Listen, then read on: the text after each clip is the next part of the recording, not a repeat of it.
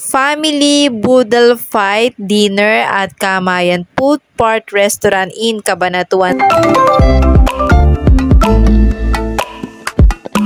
Hello friendly people, it's dinner time. Kasama ko yung aking family. Nandito kami ngayon sa Kamayan Restaurant. So ito yung time kung saan kami ay papanik na.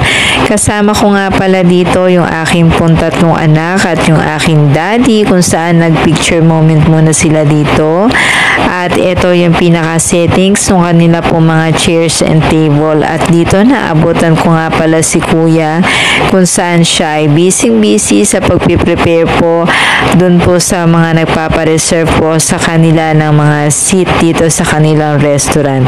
So ito po yung amin pong dinner time kasama ng aking po mga pamangkin at pinsan.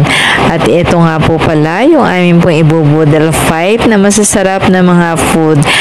By the way, ito nga po pala ay blowout po sa amin ng aking pinsan na si Rafael at si Margie, kung saan kami po ay naimbita nila para magsalo-salo together at mag-dinner po dito sa Kamayan Restaurant. Napakasasarap po ng mga food, mga seafoods.